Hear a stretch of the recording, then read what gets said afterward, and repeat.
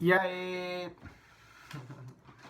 estamos aqui mais uma semana para mais um conteúdo de história nesse terceiro bimestre, né, do Colégio Ideal.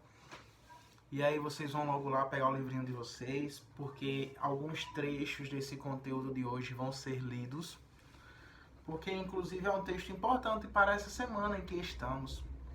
Segunda-feira foi 7 de setembro, né, de 2020, comemoração da independência do Brasil. E o assunto de hoje, que começa na página 242, é justamente a independência do Brasil, né? Graças ao atraso que nós tivemos para começar o terceiro bimestre, acabamos que coincidiu o feriado com o assunto que estamos estudando, né? A independência do Brasil. Na aula passada, nós vimos a vinda da família real portuguesa para o Brasil. Nós vimos que eles chegaram aqui no Brasil em 1808, fugindo das tropas de Napoleão Bonaparte. Naquela época, o Dom João, que era o príncipe regente, ele estava aqui no Brasil, né? A sua mãe era a rainha de Portugal, ela estava doente. Então quem estava liderando Portugal politicamente era o Dom João mesmo.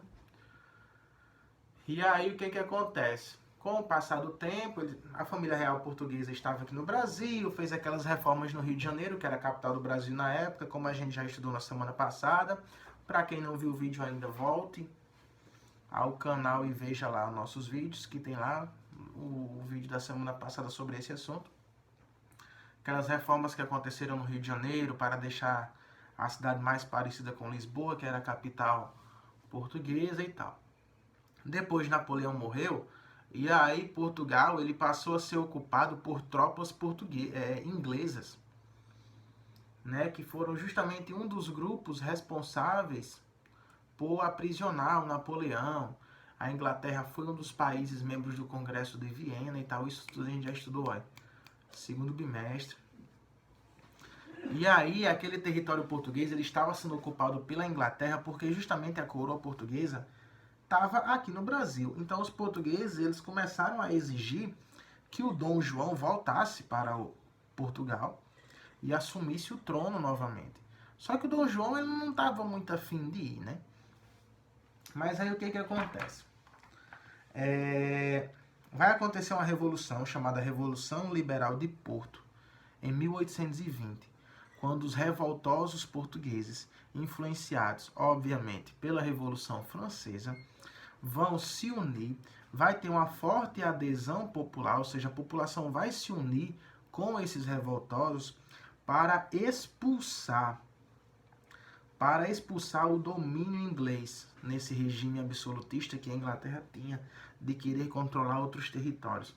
E aí eles conseguem expulsar as tropas britânicas que no tempo elas eram lideradas pelo militar chamado William Carr Beresford, tá? Eles conseguem expulsar e sempre exigindo que o Dom João voltasse do Brasil para Lisboa. Depois eles começam a elaborar uma constituição liberal inspirada no modelo espanhol, né? Na Espanha já existia uma constituição liberal que havia sido influenciada pela francesa.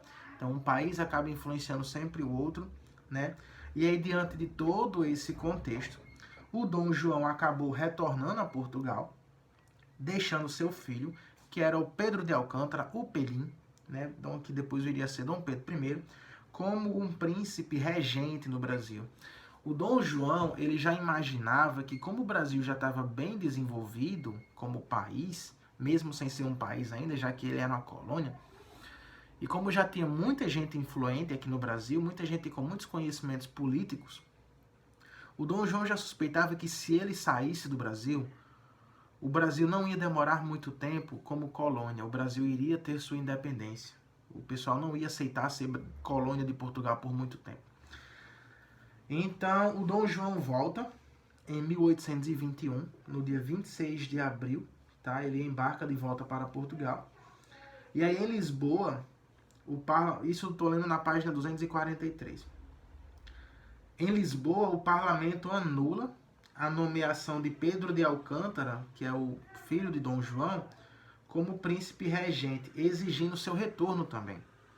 Então, o Dom João voltou por ordens do parlamento. Ele foi embora, mas deixou seu filho, Pedro de Alcântara, como príncipe regente. Como se fosse o príncipe lá, respondendo por Dom João, seu pai. Só que o parlamento inglês disse o quê? Não, mas o Brasil é uma colônia só. Não tem que estar ninguém de Portugal lá no Brasil. O Brasil é nosso quintal. A gente faz o que a gente quiser com o nosso Brasil.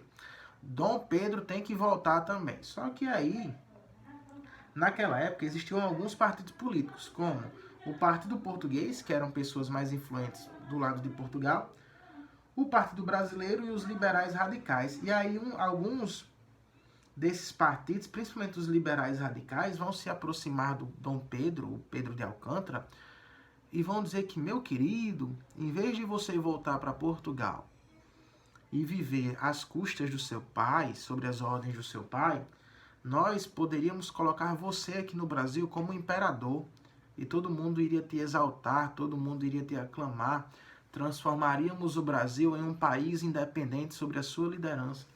E aí as pessoas, vão entrando na mente do Dom Pedro I. E aí vem o Dia do Fico, na página 243. Em 1822, o Rio de Janeiro estava agitado com as novas leis do Parlamento de Lisboa. Os liberais radicais agiram rapidamente e coletaram assinaturas a favor da permanência do príncipe regente no Brasil. E aí Dom Pedro I, influenciado, fala a famosa frase conhecida como a frase do Dia do Fico. Como é para o bem de todos e felicidade geral da nação, estou pronto. Diga ao povo que fico. Então essa foi a declaração que o Dom Pedro I falou que ficaria no Brasil e que provocou bastante a ira, a raiva dos portugueses que exigiram a volta de Dom Pedro para Portugal e ele dizia que não ia voltar. Então, Dom Pedro demitiu todos os ministros nomeados pelo seu pai, Dom João, e criou o primeiro ministério composto somente por brasileiros, ou seja, ele estava excluindo a participação dos portugueses e deixando só brasileiros mesmo nos cargos. Os portugueses reagiram imediatamente quando, em fevereiro de 1822, enviaram o general Avilés, comandante das tropas portuguesas, exigindo que o príncipe obedecesse às ordens de Portugal. Aconteceu um conflito e Avilés foi derrotado e expulso do Brasil. Em maio, Dom Pedro decretou que nenhuma ordem do parlamento seria aceita no Brasil sem aceitação do príncipe. Ou seja, a autoridade do Brasil agora era do príncipe, não era mais do parlamento de Lisboa. Em junho, José Bonifácio, que é um dos principais responsáveis pela independência do Brasil, e Gonçalves Ledo convocaram a Assembleia Constituinte com a função de elaborar uma Constituição para o Brasil. Então, já havia sido iniciado o processo de independência do Brasil. O Brasil estava fervilhando, principalmente entre as principais classes políticas do país. Até porque a nossa independência não foi uma independência com participação popular. Teve muita gente mais pobre que só foi descobrir que o Brasil havia sido independente meses depois. Ou seja, poucas pessoas participaram do nosso processo de independência. Praticamente só a elite participou da nossa independência, E aí tem na página 243 ainda, a consolidação da independência. No início do mês de setembro, que é o mês da independência, Dom Pedro viajou para São Paulo a fim de conter uma rebelião. E ao retornar de Santos, no litoral paulista, às margens do riacho Ipiranga, chegaram às suas mãos os últimos decretos de Portugal. Eram duras ordens para se submeter às cortes portuguesas e desistir de convocar a Assembleia. Influenciado por José Bonifácio novamente e Dona Leopoldina, que era a sua esposa, Dom Pedro decide proclamar a independência do Brasil no dia 7 de setembro de 1822, como comemoramos segunda-feira passada. A independência do Brasil foi feita de forma rápida e com apoio financeiro da Inglaterra. E a convocação de mercenários ingleses a favor do governo Dom Pedro I. No entanto, isso não significa que o processo de consolidação da independência foi fácil. Existiram alguns lugares no Brasil que alguns estados foram contra a independência do Brasil, já que eles eram liderados por autoridades portuguesas.